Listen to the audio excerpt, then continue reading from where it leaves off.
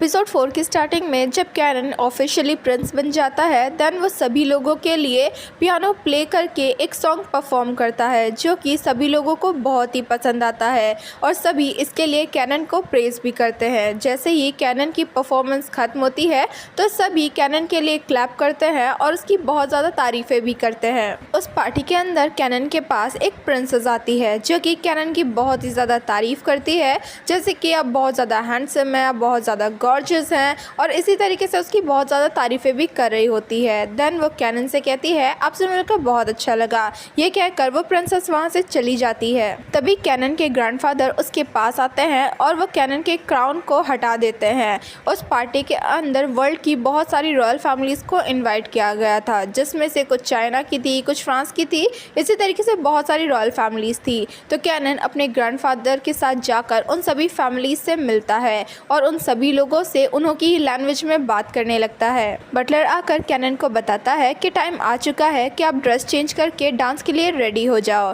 Then cannon इशारों ही इशारों में चरान से बातें करता है और वो वहाँ से चेंज करने के लिए चले जाता है। कैनन जब डांस के लिए अपनी ड्रेस चेंज करके आता है तभी डांस का फर्स्ट राउंड स्टार्ट होता है, जिसमें एक प्रिंसेस आकर कैनन को डांस के लिए इनवाइट करती है। देन वहाँ पर डांस करना स्टार्ट होता है। बहुत सारे लोग मिलकर आपस में डांस कर रहे होते हैं। उस पार्टी में एक लड़की चरान के पास जाती है और उसे डांस के लिए इनवाइट करती है। कैनन बस चरान और उस लड़की को देख रहा होता है, दोनों ही साथ में डांस कर रहे होते हैं, जिस वजह से कैनन बहुत ही ज़्यादा जेलस होता है। जब पार्टनर चेंज करने का टाइम आता है तो कैनन जल्दी से जाकर चरान के हाथ को पकड़ लेता है और उसके साथ डांस करना स्टार्ट कर देता है। इसी दौरान ईवा और रमेल भी आपस में डांस करने लगते हैं। दोनों एक दूसरे के बहुत बड़े एनिमीज होते हैं, इसीलिए उन दोनों का चेहरा देखने लायक होता है। कैनन और चरान दोनों ही साथ में डांस कर रहे होते हैं, लेकिन इसी बीच कैनन गिरने वाला था तो चरान कैनन को पकड़ लेता है और उसे गिरने से बचा लेता है और दोनों ही एक दूसरे को देखने लगते हैं। पेपराजीज को तो यहाँ पर हॉट न्यूज़ मिल गई थी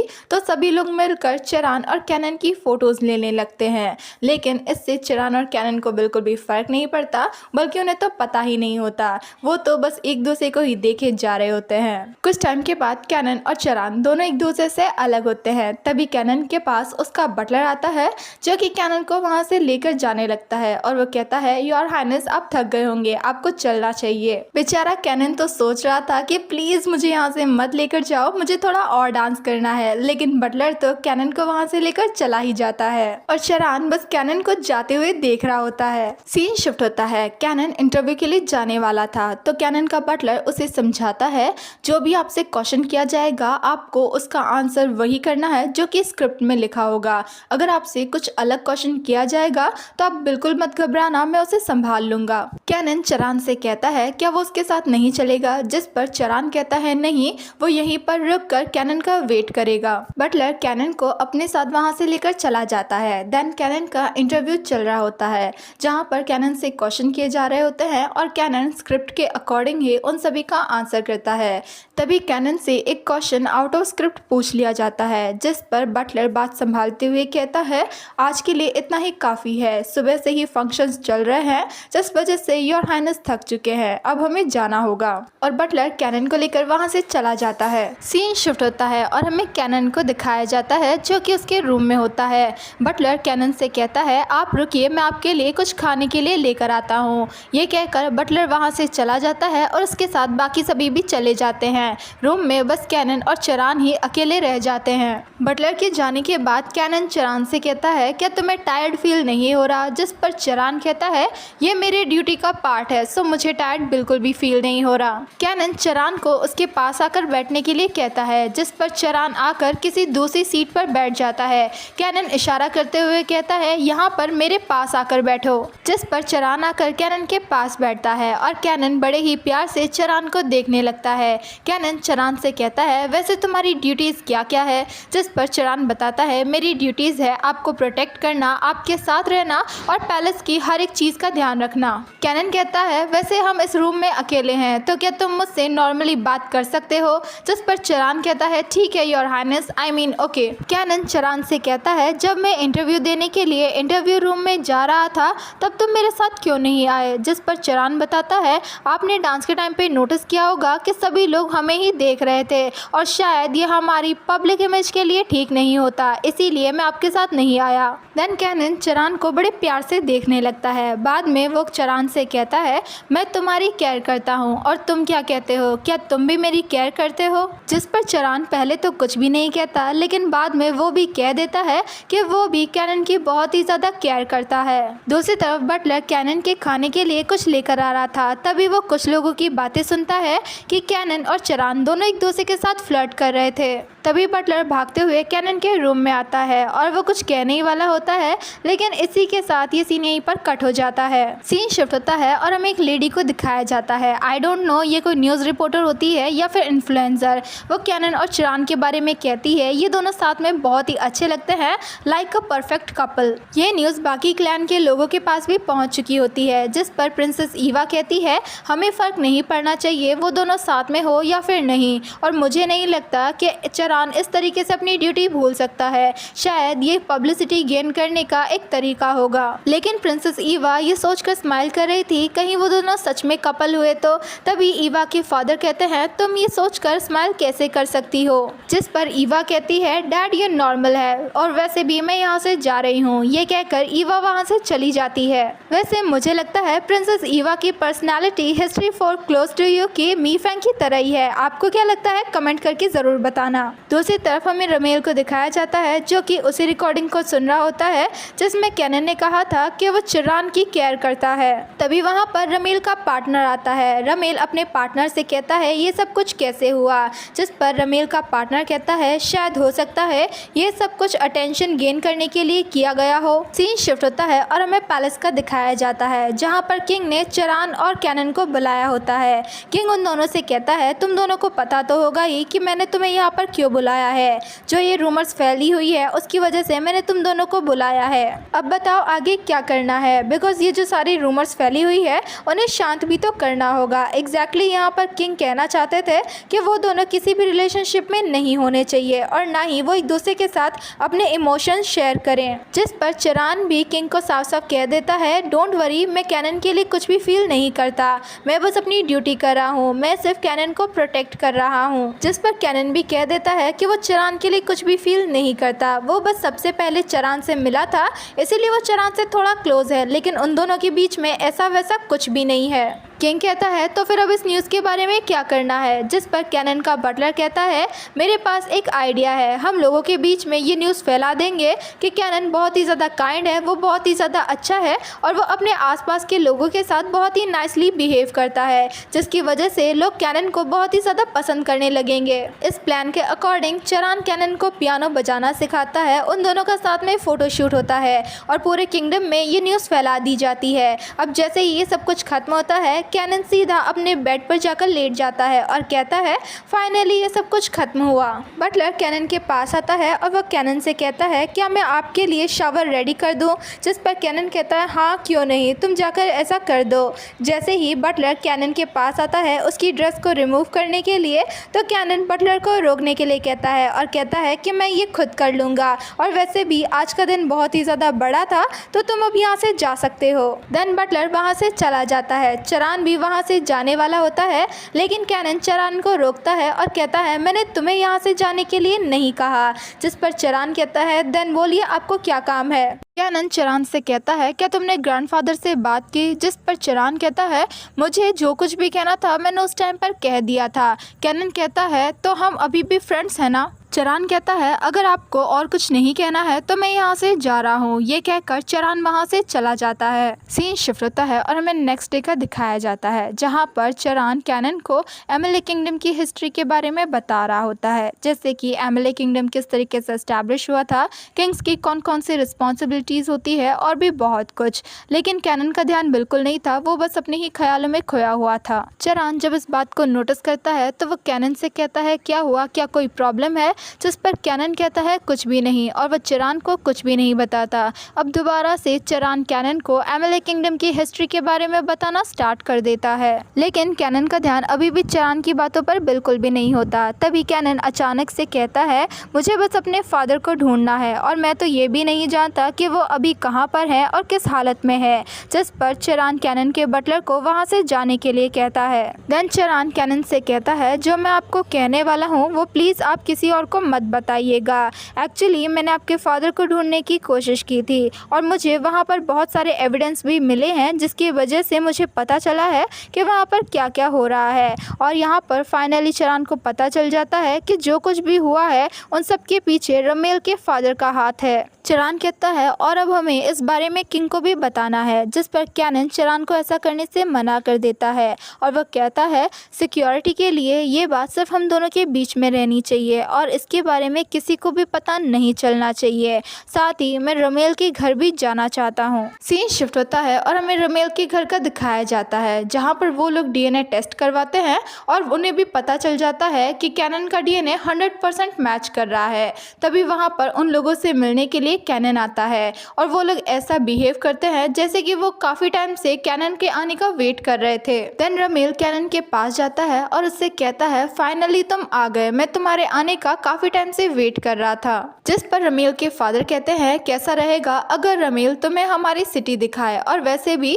तुम दोनों सेम एज के ही हो तो तुम लोग बिना ऑकवर्ड फील किए एक दूसरे से ओपनली बात भी कर सकोगे। जिस पर वो कहता है क्यों नहीं। देन रमेल कैनन को अपने साथ लेकर जाता है और वो कैनन को उसका पूरा पैलेस दिखाता है। साथ ही वो कैनन से कहता है यहाँ पर कुछ और भी है जो कि आपने अभी तक नहीं देखा है और मैं चाहता हूँ कि आप उसे देखें, लेकिन वो इस पैलेस में नहीं है, वो इस पैलेस के बाहर है। कैनन कहता है तो क्या हम वहाँ पर जा सकते हैं। जिस पर रमेल कहता है ऑफ कोर्स हम लोग वहाँ पर जा सकते हैं और वो जो जगह है वो बाहर वाले लोगों के लिए बंद है लेकिन वो हम लोगों के लिए हमेशा खुला हुआ है और अगर आप चाहते हो उसे देखना तो हम लोग अभी भी जा सकते हैं। देन हमें कैनन और चरान को दिखाया जाता है जहाँ पर कैनन कहता है मुझे नहीं लगता इन सब में रमेल का कोई हाथ है और शायद उसे इन सब के बारे में कुछ पता भी नहीं है।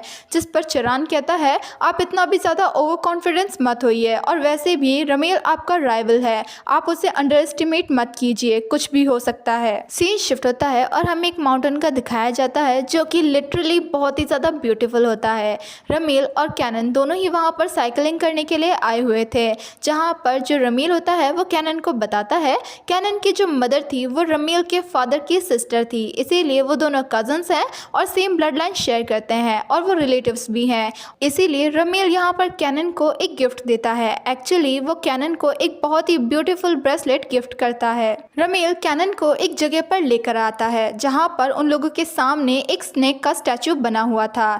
रमेल कैनन को बताता है ये उन लोगों की सिटी का सिंबल है जो कि उन लोगों के फ्लैग पर भी बना हुआ है और वो लोग इसकी बहुत ही ज़्यादा रिस्पेक्ट भी करते हैं और अगर आप चाहें तो इस सिंबल को आप उस ब्रेसलेट से भी मैच करके देख सकते हैं जो कि मैंने आपको अभी गिफ्ट किया है। जिस पर जो कैनन होता है वो उस ब्रेसलेट को चेक करने के लिए जैसे ही देखता है तो वो कैनन के हाथों में नहीं होता, वो कहीं पर गिर गया होता है। रमेल इस पर कैनन को इमोशनल करते हुए कहता है आप उस ब्रेसलेट को कैसे खो सकते हो। जब हम किसी को वो ब्रेसलेट देते हैं तो इसका मतलब ये है कि हम उस पर्सन को अपनी रिस्पेक्ट शो कर रहे हैं, हम उस पर्सन को अपना ट्रस्ट दे रहे हैं, अपना दिल दे रहे हैं। आखिर आप उस ब्रेसलेट को इतना इजीली कैसे खो सकते हो। देन वो दोनों मिलकर उस ब्रेसलेट को ढूंढने लगते हैं लेकिन दोनों में से किसी को भी वो ब्रेसलेट नहीं मिलता। जिस पर रमेल कैनन से कहता है कैनन उस ब्रेसलेट को यहाँ पर ढूंढे और रमेल बाहर जाकर उस ब्रेसलेट को ढूंढने की कोशिश करेगा। रमेल जैसे ही वहाँ से जाने वाला होता है उसे वो ब्रेसलेट मिल जाता है लेकिन फिर भी वो कैनन को उस जगह पर अकेला छोड़कर वहाँ से चला जाता है। कैनन काफ़ी टाइम तक उस जगह पर रमेल का वेट करता है लेकिन रमेल नहीं आता। कैनन जब अपना फ़ोन चेक करता है तो उसके फ़ोन में नेटवर्क भी नहीं होता है। कैनन उस जगह से जाने वाला होता है तभी वो साइकिल से नीचे गिर जाता है जिसकी वजह से साइकिल का टायर पंचर हो जाता है और कैनन को चोट भी लग जाती है तो कैनन उसी जगह पर बैठ जाता है। दूसरी तरफ हमें चरान को दिखाया जाता है जो कि कैनन के आने का वेट कर रहा था और उन लोगों को पैलेस से गए हुए 4 4 घंटे हो गए थे। तभी वहाँ पर रमील का पार्टनर आता है जो कि चरान से कहता है तुम यहाँ पर क्या कर रहे हो, जिस पर चरान कहता है वो कैनन के वापस आने का वेट कर रहा है। जिस पर रमील का पार्टनर कहता है उन लोगों को यहाँ से गए हुए 4 घंटे हो गए हैं, क्या वो दोनों अभी तक वापस नहीं आए। तभी वहाँ पर रमील आता है और वो बताता है उसने गलती से कैनन को खो दिया है और अब उसे वो नहीं मिल रहा है। जिसे सुनकर वो सभी लोग कैनन को ढूंढने के लिए जाने लगते हैं। रमील अपने पार्टनर को रोकता है और कहता है तुम तो कल आने वाले थे, तुम आज कैसे आ गए। रमील का पार्टनर बताता है उसका काम जल्दी खत्म हो गया इसीलिए वो जल्दी वापस आ गया। ये कहकर वो सभी लोग कैनन को ढूंढने के लिए चले जाते हैं। सीन शिफ्ट होता है और हमें दिखाया जाता है रमील, उसका पार्टनर और बहुत सारे बॉडीगार्ड्स कैनन को ढूंढने के लिए उस माउंटेन पर आ गए थे, लेकिन काफ़ी ढूंढने के बाद भी उन सभी को कैनन नहीं मिल रहा था। इसीलिए वो लोग डिसाइड करते हैं वो सभी अलग अलग होकर कैनन को ढूंढने के लिए जाएंगे और वो बिल्कुल ऐसा ही करते हैं। चरान अकेले ही कैनन को ढूंढने के लिए आया था और फाइनली उसे कैनन मिल भी जाता है। वो कैनन के पास आता है और कहता है आप ठीक तो है ना, आपको कुछ हुआ तो नहीं। जिस पर कैनन बताता है उसकी बस बाइसिकल गिर गई है, उससे ज़्यादा कुछ भी नहीं हुआ। तभी चरान की नज़र कैनन के पैर पर पड़ती है जहाँ पर उसे चोट लगी थी।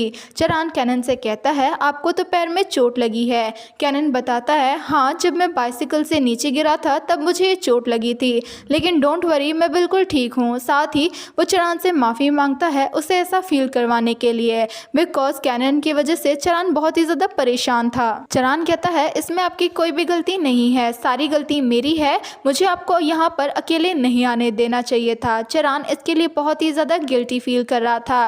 वो कैनन से कहता है मैंने आपको डेंजर में डाल दिया और मैं आपको अच्छे से प्रोटेक्ट भी नहीं कर पाया। कैनन ये सब सुनकर सैड हो जाता है बिकॉज चरान इन सब के लिए खुद को ही ब्लेम कर रहा था। देन कैनन जब खड़े होकर चलने की कोशिश करता है तो उससे ऐसा नहीं होता और चरान जब इस बात को नोटिस करता है तो वो कैनन को कैरी कर लेता है, जिस वजह से कैनन थोड़ा सा शाय फील करता है। कैनन चरान से कहता है चरान उसके चलने में हेल्प भी कर सकता था, जिसका चरान कोई भी आंसर नहीं करता है। चरान जब कैनन को लेकर वहाँ से जा ही रहा था तभी वहाँ पर रमील उन दोनों को ऐसे देख लेता है। कैनन चरान से कहता है वो उसे नीचे उतारे, जिस पर चरान कैनन को नीचे उतार देता है। रमील कैनन से कहता है आई एम सॉरी, मैं यहाँ पर आया था लेकिन आप मुझे नहीं मिले और मैं बहुत ही ज़्यादा घबरा गया था। ये कहकर रमील कैनन को वो ब्रेसलेट दिखाते हुए कहता है ये ब्रेसलेट मुझे मिल गया। देन रमील कैनन को वो ब्रेसलेट वापस कर देता है। सीन शिफ्ट होता है और हमें कैनन को उसके बटलर के साथ दिखाया जाता है जहाँ पर कैनन का बटलर कैनन के चोट पर फर्स्ट एड कर रहा होता है। तभी वहाँ पर रमील के फादर भी आ जाते हैं। वो बहुत ही ज़्यादा गुस्सा करते हुए रमील के पार्टनर को स्लैप कर देते हैं और कहते हैं ये सब कुछ तुम्हारी गलती है, आखिर तुमने कैनन को अकेले फॉरेस्ट कैसे जाने दिया। साथ ही रमील के फादर रमील से कहते हैं क्या उसने कैनन से माफ़ी मांगी। वो रमील के नेक को टाइटली होल्ड करके उसे कैनन से माफ़ी मांगने के लिए कहते हैं और कहते हैं तुम कैनन को सॉरी करो। कैनन खड़े होकर कहता है आप ये सब कुछ बंद कीजिए, मैंने ऑलरेडी रमील को माफ़ कर दिया है, मेरे कहने का ये मतलब नहीं था और मैं रमील को किसी भी चीज़ के लिए ब्लेम नहीं कर रहा। और वैसे भी हम लोगों का यहाँ से जाने का टाइम हो गया है, सॉरी लेकिन हम नाइट में यहाँ पर नहीं रुक पाएंगे। ये कहकर वो लोग वहाँ से चले जाते हैं। सीन शिफ्ट होता है और हमें दिखाया जाता है रमील के फादर रमील के पार्टनर को बहुत बुरी तरीके से मार रहे होते हैं और वो रमील से कहते हैं मैं अच्छे से जानता हूँ आज जो कुछ भी हुआ वो सब कुछ तुमने जानबूझ के किया, तुमने जानबूझकर कैनन को उस जगह पर लेकर गए और उसका ब्रेसलेट भी खो दिया, ये सब कुछ तुम्हारा ही प्लान था। लेकिन रमील कहता है नहीं फादर, मैंने ये सब कुछ जानबूझकर नहीं किया। जैसे ही रमील मना करता है रमील के फादर रमील के पार्टनर को दोबारा से बहुत बुरी तरीके से मारना स्टार्ट कर देते हैं और वो रमील के पास आकर कहते हैं मैंने तुमसे कहा था जो कुछ भी करना है वो मैं करूंगा और तुम्हें इन सब के बीच में इन्वॉल्व होने की कोई भी ज़रूरत नहीं है, क्या तुम्हें समझ में आ गया। ये कहकर रमील के फादर वहां से चले जाते हैं। दूसरी तरफ हमें एमएलए पैलेस का दिखाया जाता है जहां पर कैनन को लेकर आया जाता है। कैनन उस टाइम पर बहुत ही धीरे धीरे चल रहा होता है बिकॉज उसके पैरों में चोट लगी हुई थी।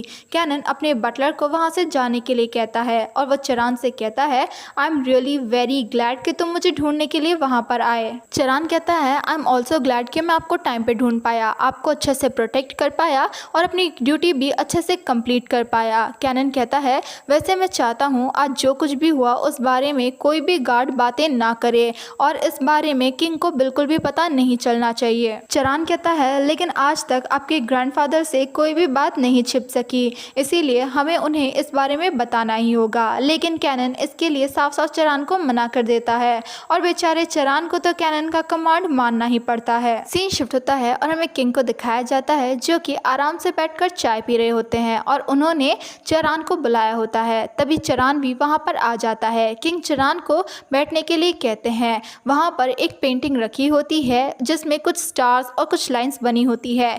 किंग चरान से उस पेंटिंग के बारे में पूछता है, जिस पर चरान भी किंग को उस पेंटिंग के बारे में एक्सप्लेन करने लगता है कि इस पेंटिंग में ऐसा है वैसा है और बहुत कुछ, जिस पर किंग चरान से कहते हैं वेरी गुड, तुम्हें इन सब के बारे में बहुत अच्छे से पता है। देन चरान वहां से चला जाता है। चरान के जाने के बाद वहां पर किंग का बटलर आता है जो कि किंग से कहता है चरान ने हमें वो कुछ भी नहीं बताया जो कुछ भी आज हुआ है, जिस पर किंग कहता है शायद हो सकता है चरान इस बात को हमसे छिपाना चाहता हो या फिर वो किसी की कमांड को फॉलो कर रहा हो। हमें कैनन और चरान दोनों को एक दूसरे से अलग रखना होगा और इसी में हम सभी की भलाई है। सो गाइज हमें यहाँ पर ये तो क्लियर हो जाता है कि कैनन और चरान का मिलना इतना भी ईजी नहीं होगा और इसी के साथ ये एपिसोड यहीं पर ख़त्म होता है। Thanks for watching.